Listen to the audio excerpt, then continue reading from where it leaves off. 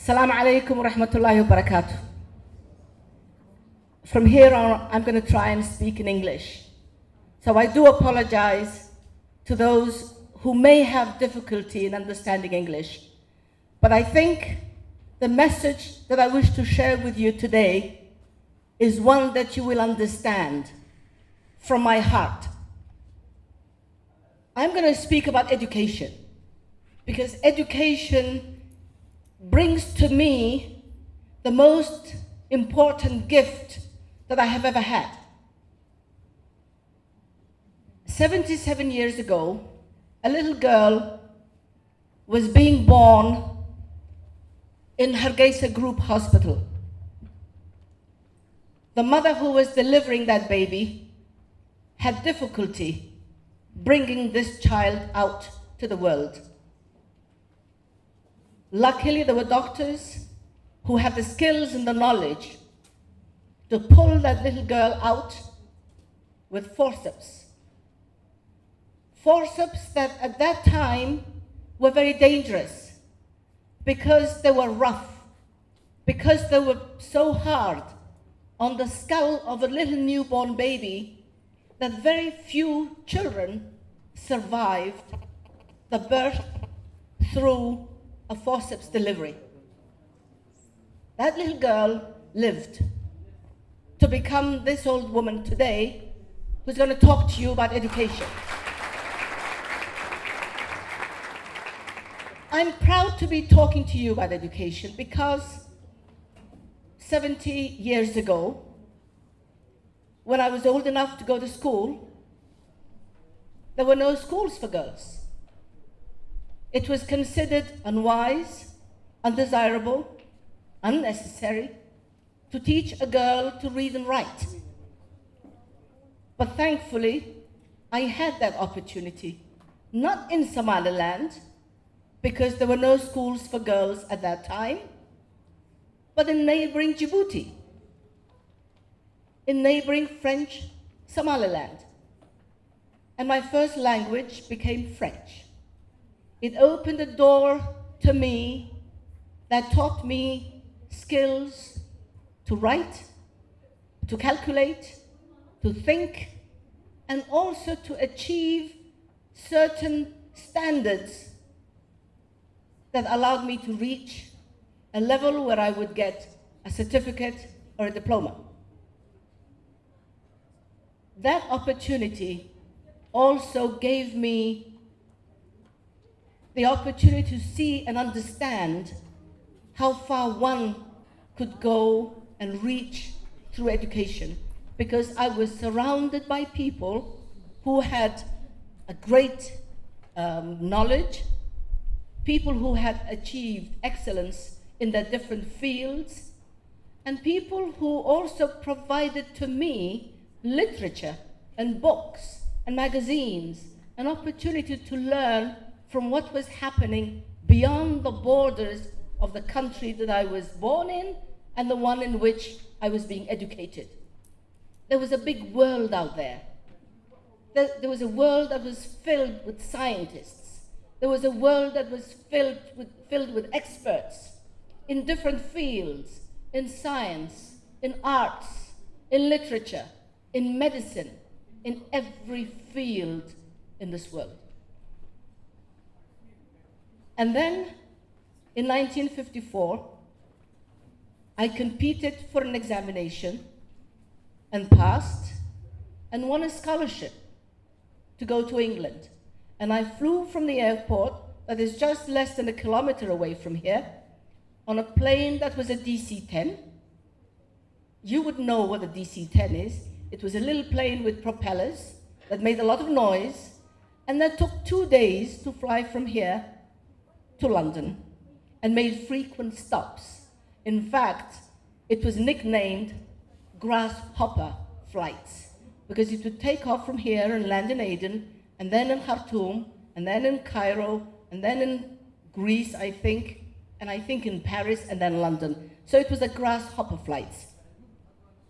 That opportunity took me to London, where I did further studies and studied that profession for which I have that great passion that I have for treating sick people. It taught me nursing. And then it taught me an even better skills. It taught me to become a midwife. And it taught me the skills that would help me to try and deliver little babies who had difficulties coming out the way I had difficulties coming out. Education is what enabled me to learn that.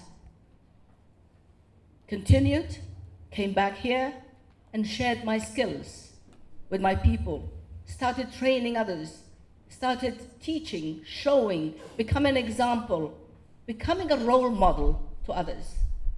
And today I am so proud to be speaking to you on my second TEDx speech, not in Switzerland or another country, but in my hometown, Hargeisa,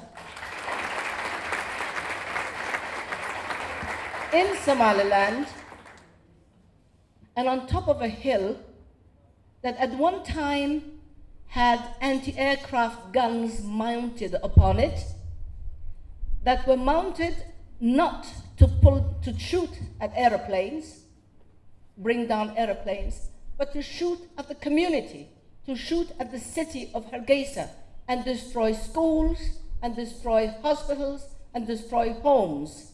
Today that hill is where we are on this beautiful hotel from where we are making this TEDx. And an even greater pleasure and a greater honor to me is that a good number of the people who have organized this TEDx are females, girls who have an education, girls who have skills to organize and to manage and put up a facility like this and a program like this.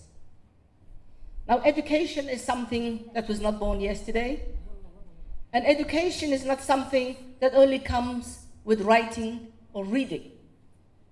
We are all here today because we come from that great people who lived in the Horn of Africa, that great nomadic people who were experts in herding their livestock, who were experts in herding their camels, experts in poetry, experts in mediation, experts in dialogue and discussions, experts in communication. And I know most of you have heard or listened to Somaliland poetry that dates back to several hundreds of years and that were conceived and composed by people who may or may not have learned how to read and write. But that was something that they did because they were educated in that skill of composing, of rhythm and rhyme. Education comes to you from your heart. Education is something that you should seek and that you should enjoy and that you should always replenish. Education is something that never ends. I'm still learning at 77. I'm still teaching, but most of all, I am learning. I'm learning from you. I'm excited by what you can do. And the things that really excite me the most and give me so much pleasure is when I travel and I come across people like you. Some of you were born at times when my country was at war. Some of you were just maybe little toddlers who today are scientists both here and elsewhere in the world. A few days ago, I came across a young Somali scientist who was doing another PhD on research. And the research that that young man was doing was among the latest, the state of the art science of today. Stem cell research on cartilage. Now, how more specific could that become? Because we know that when a cartilage is cut and remains, does not regenerate. like muscle does, and to do research on stem cells, to see and learn how cartilage can be brought to regenerate itself, to me was a great gift to learn about. And to know that that young scientist was someone who is from Hargeisa.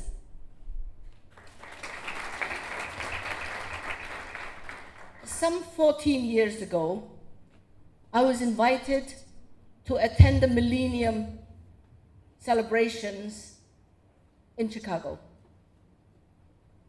And that's when 1999 was moving out to become 2000. And there was a great anxiety in the world. Nobody knew what computers were going to do. Nobody knew what information was going to be lost. And among the 15 people who were on duty in Chicago City that night to make sure that there were no glitches in the computers and there would be no information or data lost was a young man, a telecommunications engineer and an expert from Burao. Now